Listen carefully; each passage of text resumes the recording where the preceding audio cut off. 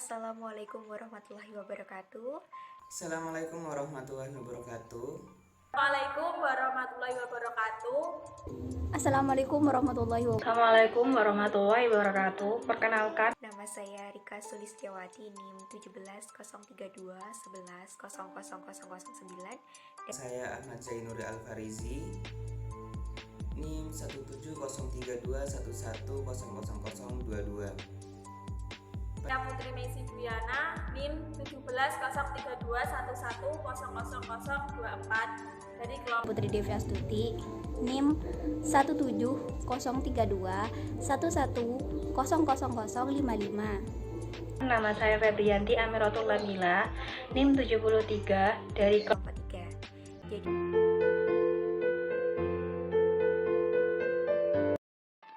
Jadi kelompok kami memilih lokasi di wilayah Madura dengan dua pertimbangan. Yang pertama yaitu wilayah yang dimaksud lebih tepatnya di Selat Madura, karena kawasan ini merupakan pusat perkembangan ekonomi di Jawa Timur, khususnya sektor perikanan.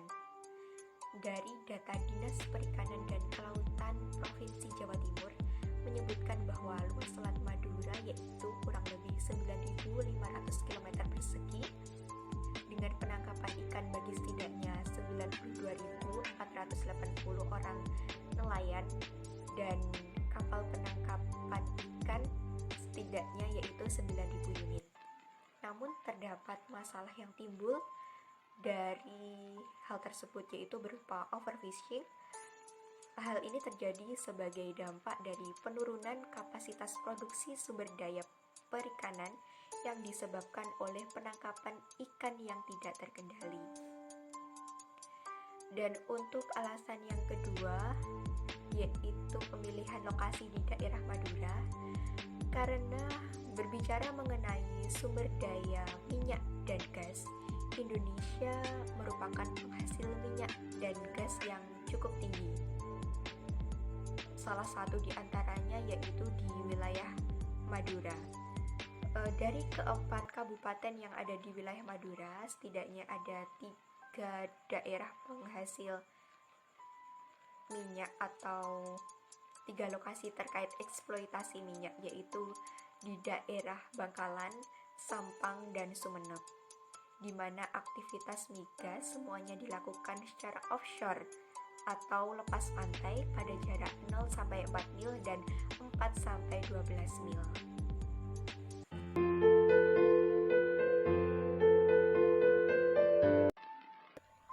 Hal ini kita mengambil daerah di wilayah Madura. Nah, perlu diketahui sendiri bahwasanya wilayah Madura merupakan sebuah pulau yang terdiri dari 4 kabupaten dan masih menjadi bagian dari Jawa Timur tentunya. Nah, dari 4 kabupaten ini, yakni Kabupaten Bangkalan, Kabupaten Sampang, Kabupaten Pamekasan, dan Kabupaten Sumeneb memiliki potensi-potensinya masing-masing. Nah, salah satu potensi SDA tak dapat pulih yang ada di wilayah Madura yakni adalah migas, minyak bumi dan gas yang dieksploitasi di 3 kabupaten yang ada di Madura, yakni di Kabupaten Bangkalan, Sampang, dan Sumeneb. Semuanya, migas yang berada di wilayah Madura itu menyumbangkan cukup besar kepada penghasilan migas yang ada di nasional tentunya.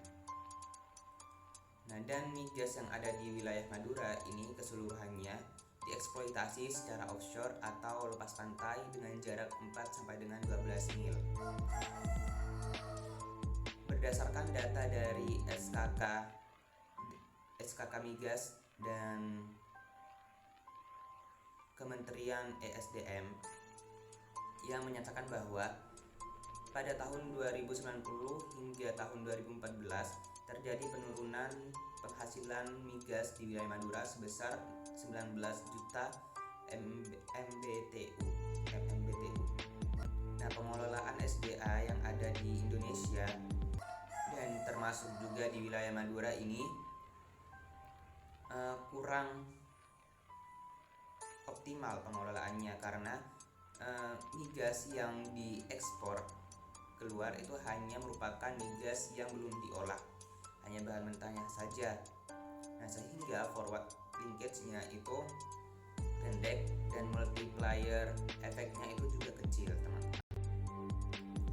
Nah, teman-teman semuanya, untuk bagaimana cara pengelolaan migas yang ada di wilayah Madura itu kurang lebih sama dengan pengelolaan migas yang ada di nasional lainnya.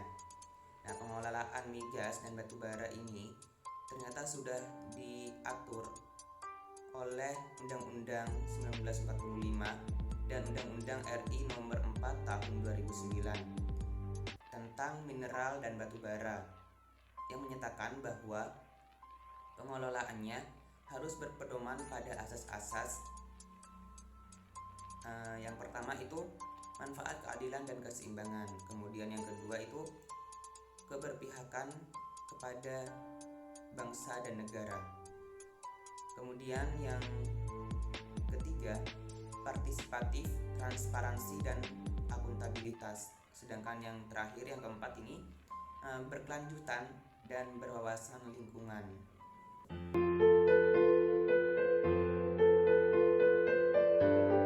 Alam sendiri merupakan suatu kekayaan alam yang dapat dimanfaatkan dan dikelola oleh manusia.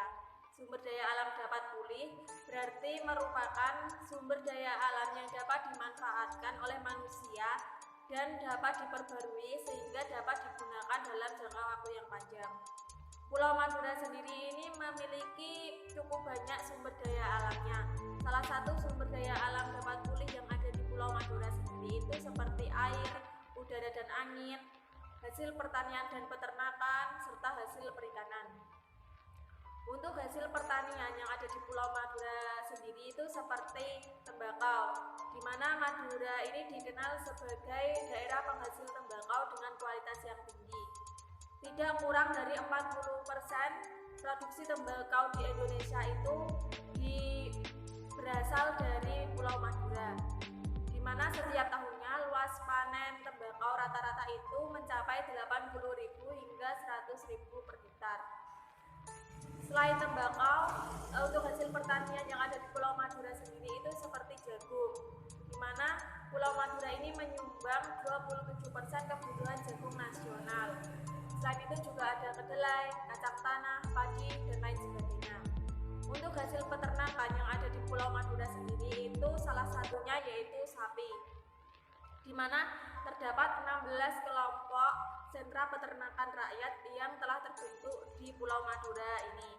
Dan masing-masing kelompok itu terdapat kurang lebih 1.000 ekor sapi.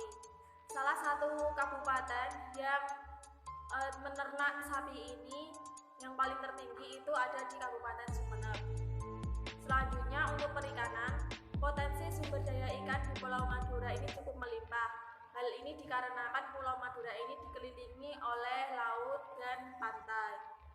Terutama di Kabupaten Sumeneb ini mampu menghasilkan 22.000 ton per tahunnya.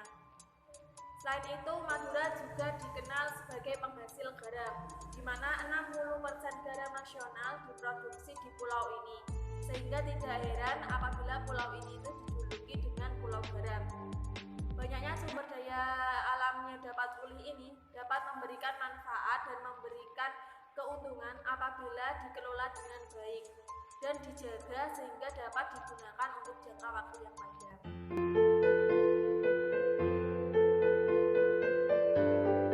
Jawabannya ada. Di antaranya, penelitian yang pertama yaitu analisa perubahan penggunaan lahan di wilayah pesisir di Selat Madura yang diteliti oleh Hidayah dan Suharyo pada tahun 2018. Tujuan dari penelitian ini yaitu menentukan pola, menentukan perubahan pola, dan menentukan dan mengukur akurasi pemetaan pola penggunaan lahan di wilayah pesisir Selat Madura. Kemudian hasil penelitian yang diperoleh yaitu pola yang ada berupa pemukiman, lahan, tegalan, maupun sawah. Kemudian untuk perubahan lahan yang paling besar yaitu lahan kebun sebesar 23.466 hektar. Kemudian untuk tingkat nilai akurasi yang diperoleh dari penelitian ini yaitu 86% yang diukur dengan confusion matrix.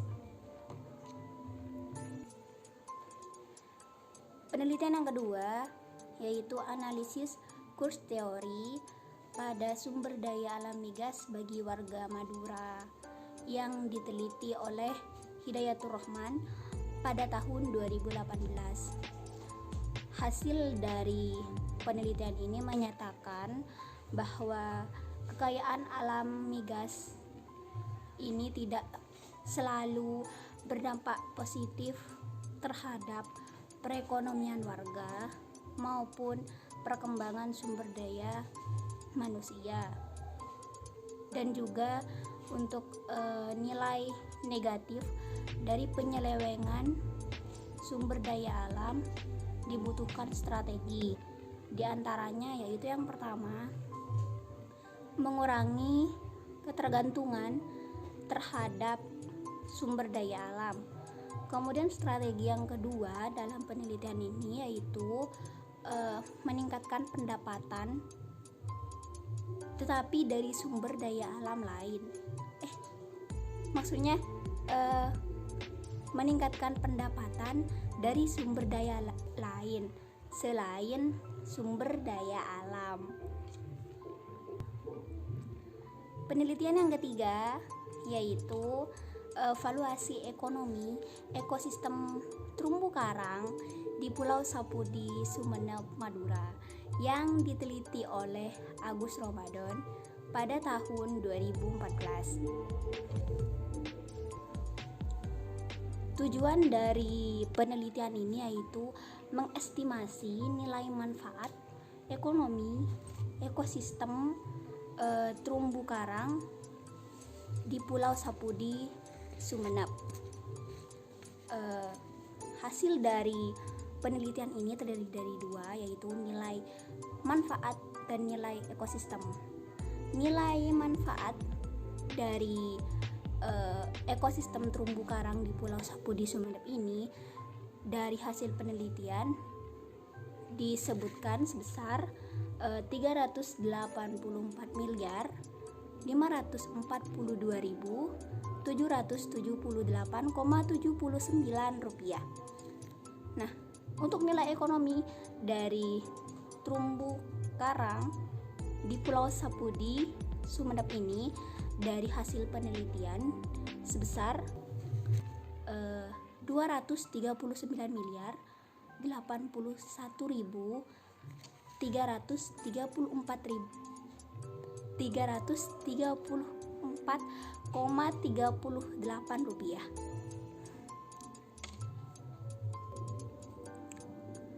Untuk penelitian yang keempat yaitu analisa potensi sumber daya alam pesisir pantai Sembilang, Kabupaten Bangkalan yang diteliti oleh Firman pada tahun 2014. Nah, tujuan dari penelitian yang keempat ini yaitu mengidentifikasi sumber daya alam yang ada di pesisir pantai Sembilang Kabupaten Bangkalan ini sebagai tempat pariwisata.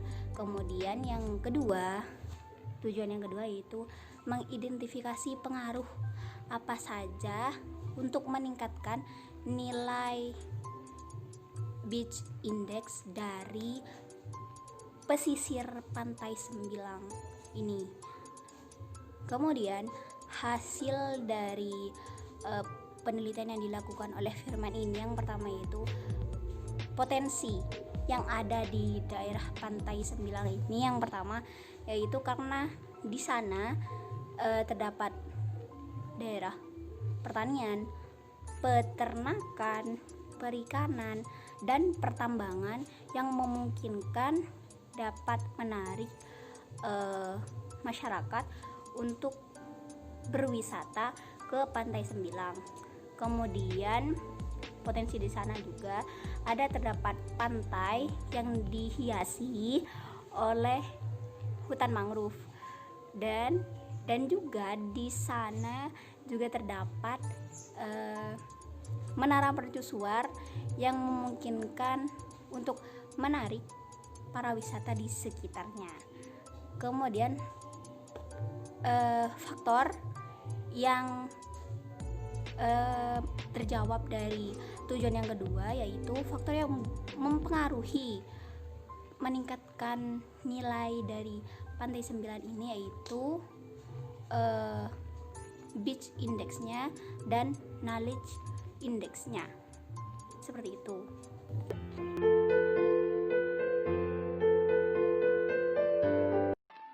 Kebijakan pemerintah daerah Pulau Madura untuk SDA dapat pulih, yaitu yang pertama, adanya Perda Nomor 1 Tahun 2018 tentang rencana zonasi wilayah pesisir dan pulau-pulau kecil, di mana mengatur memanfaatkan sumber daya perairan, pesisir, dan pulau-pulau kecil harus wajib memiliki izin dan pengelolaan, dan Perda ini pun juga berpihak pada masyarakat lokal maupun masyarakat tradisional.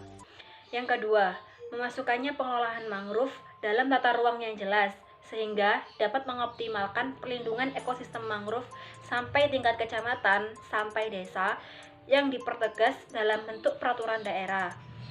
Pengelolaan ekosistem mangrove di daerah tersebut harus melibatkan semua stakeholder yang terkait. Dan yang ketiga, yaitu pemerintah berharap para nelayan agar mengurangi untuk merusak terumbu karang, lebih berhati-hati kepada nelayan saat mencari ikan di laut agar tidak merusak SDA yang berada di laut atau berada di Pulau Madura itu sendiri. Selanjutnya adalah kebijakan pemerintah daerah Pulau Madura terhadap SDA tak dapat pulih. Yang pertama, pemerintah menghimbau apabila para pengelola migas seharusnya melanjutkan pendidikan kepada masyarakat yang berpendidikan rendah untuk kemajuan untuk SDA agar berkembang dengan baik.